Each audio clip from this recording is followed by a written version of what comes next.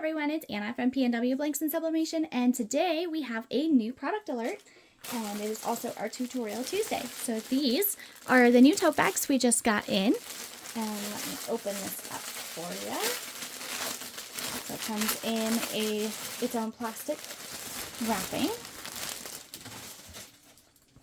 and it's a very nice sublimation linen material. It has a black gusseted bottom and black handles.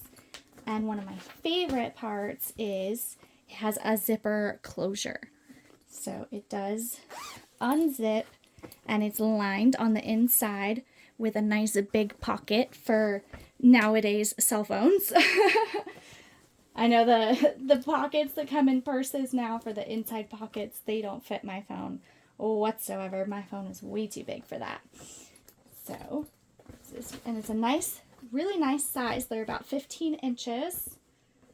And look at that. So this is our new product that we are going to be pressing today. And like I said, it has a really sturdy zipper closure and handles, and it's a really good size. So let's go ahead and get started. What you'll need is, of course, your tote. You also want to have a pressing pillow. It's not necessary, but it is a good idea to have. A piece of parchment paper to protect our heat press, a heat press, of course, and our design. So this design is actually a tumbler design, but it has a white background, and so it'll work for sublimation. And it has all these little collage-y details. Super cute. It's by Emmy Print Company. And I thought it would look really cute on this bag with mostly the black elements with just like little pops of color. So our first step is going to be, we're going to go ahead and unzip our bag. And let's see. Nope, it's not going to quite fit over our 16 by 20 platen, but that's okay. That's where the pressing pillow comes in. So that way, when you're pressing it, then that zipper doesn't get in the way, the handles aren't in the way, and your design is a little bit more raised up. And let's see. I just want to make sure that our, well, I printed the design a little big, but that's okay, because like I said, we have these collage-y elements here. So I think what I'm going to do, what am I going to do? I'm going to, actually, now that I'm looking at this, I'm not sure if you could see this. So, you probably can't, but there's like little lines in my print, and I actually did not do a print head check before I printed this. So I'm thinking I might just reprint it and make it just a tad bit smaller. So I don't know if you could see that, but it is a little bit too tall for my bag here. So otherwise it's going to run into that black gusset. So I'm going to go ahead and reprint this, especially like if I didn't notice those lines in it, because I don't want it, I want it to be nice and bright and vibrant, then what I was going to do was just kind of tear out the little elements and place them around, just to make it a little bit wider maybe and not as tall, and maybe remove one of the elements if it didn't fit. But since I hadn't noticed those lines, we are just going to go ahead and reprint that. So just for funsies here, I figured I'd just incorporate this into the tutorial. I just printed my head check, and you can see it's not printing black whatsoever. So after you print your head check, most printers will say like, did it print correctly? You're gonna go ahead and say no, and then it's gonna perform a print head clean. So that's just a little bit of a bonus tutorial on printing, just in case, and all my other colors are printing perfectly. It's just the black that I'm having some issues with, which is exactly what was revealed on my print of that transfer. And while we're waiting for that head clean to be done, we're going to go ahead and properly measure our tote bag. So if you see here with my handy dandy fabric measuring tape, then it's about 11 inches from top to bottom. And I actually did misspeak earlier, so the bag is about 13 and a little over 13 and a half by a little over 18 and a half, about 18 and a half wide. But my printing area is going to be that 11 inches by 18 inches, but we're gonna just go ahead and go with the tumbler design dimensions, and I'm gonna keep it kind of centered here and make it probably about 10 and a half, because I don't want it to go fully top to bottom. So we're gonna do 10 and a half by roughly 14-15 inches wide, which makes it pretty centered and a good size. So our head clean is almost done. We'll get that printed and continue. And once again, just for fun, I want to show you, after I did the head clean, this is now my printout. You could see that photo black because I'm using the ET8550 Epson printer that has the two blacks. It has the black and the photo black. And you can see it still has some lines. So we're going to go ahead and run another print head clean. And you don't want to do that more than 3 times. If you are still experiencing those lines after 3 times, I usually only do it twice. And if I still get the lines, then I go straight to purge prints. And what that is just printing whatever color you are having issues with. Just like a solid block of color of that, whatever that color is. So in this case, it would be black if the next print head clean doesn't work. But like I said, you just try it twice. And here's after the second one, and you can see that is perfect. So this is what I should have done prior to printing.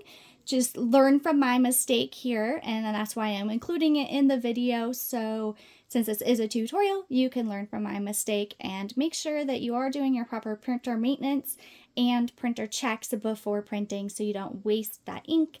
I now wasted that paper.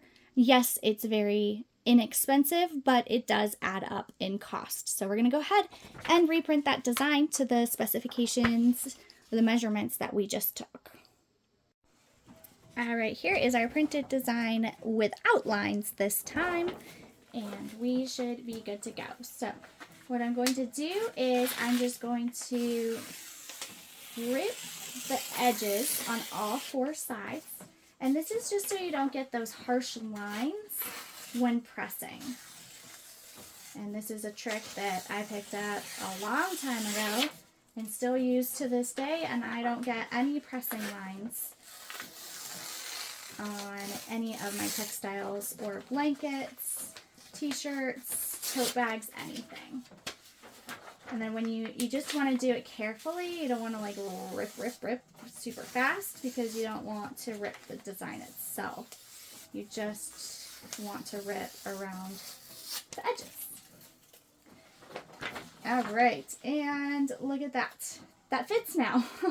So I ended up going with 10 and a half by 14 was my final design, and the tumbler template actually shrunk down really nicely to those specifications, and I'm printing on 13 by 19 paper. Obviously, a design similar to this would also be really good if you only have a small format printer, because then you can, like I said, print it in chunks, and you don't have to worry about trying to line it up and match it perfectly and not get a line or anything like that. So definitely look for more of these designs. So I'm going to take my pressing pillow and make sure that it's centered inside my tumbler. And that looks good. Make sure my design is straight, and why is my... Also want to make sure your pressing pillow comes all the way down. Which is not wanting to do because the gusset was folded. So there we go. That's better. And like I said, the pressing pillow helps to just raise your design up, off, or raise your basically so you don't get the seams and everything, because if you're trying to press it and it's uneven, then you could get some ghosting and everything else. And real quick, before I do that, while I'm talking about ghosting, one thing I did not do was check my pressure. So I'm going to go ahead and put my parchment paper over to protect my tote. And, slide my drawer in. And let's check our pressure. Yeah, that's way too light. That's showing at a 0, and so that's not going to work at all. So let's go ahead and fix that. Yeah, we're at a 1. You want to be at light to medium pressure, so probably a 2 or a 3. And a good way to also check is pull on your parchment paper, and you know that you have a nice good pressure if you can't pull it out, which I can't pull it out. If you can easily pull it out, you don't have enough pressure. So I'm going to do just a little bit more. All right, now I'm at a 2. I feel comfortable with that. And we're going to actually just go ahead and keep doing this to do a pre-press. This is to just remove any of that moisture, if there's any left over in there, and that way you don't get the ghosting where the design kind of shadows on top of one another. And you want to do your pre-press for roughly half the time that you're pressing overall. So I usually do about 20 seconds, and then I press for 45 seconds. It also helps because it gets all the creases and everything else out. Normally, right now, I would also take a lint roller. I don't know where it's at currently, but that's what you want to do. You definitely want to lint roll to make sure that you don't have any of those little fibers in there or anything like that. Yeah, everything should be good. So you can tape it. I don't usually use tape on textiles, and if the design's big enough, I don't even use spray adhesive. It's kind of personal preference, but that's something that I just don't do. I haven't found it to be necessary.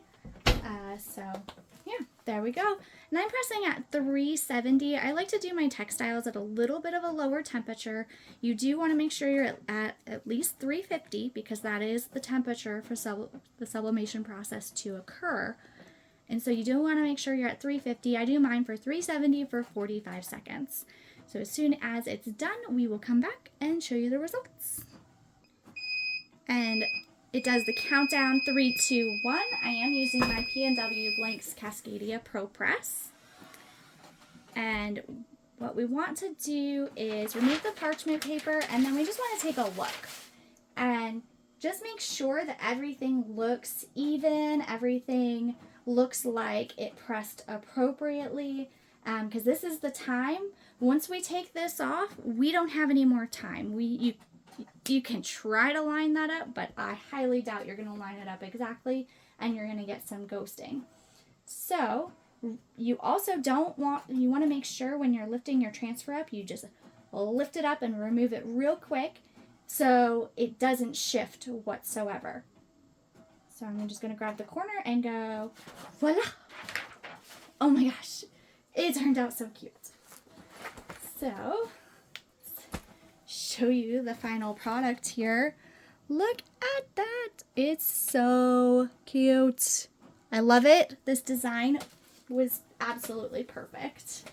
I'm going to show you. I'm going to kind of stuff something in here so it kind of props it up for you and you can see the final product.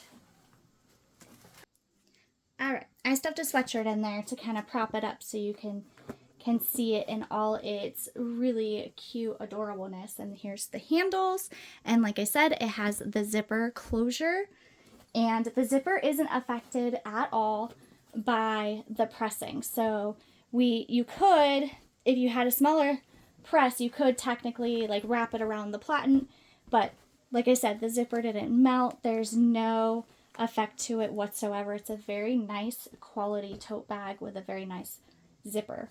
These would be great for bridesmaid bags, great for moms, great for grandmas. I don't know if you've seen like those birth flower designs. You could do something like that with kids' names. for a mom or a grandma, and I just love how this turned out. We're going to have to ask Emmy Print Company to make some more collage-y designs like this with the white background for these totes, because how cute is that? Teachers, absolutely. It's actually even big enough for like a day trip or a weekend bag, something like that. And like I said, it has this pocket inside.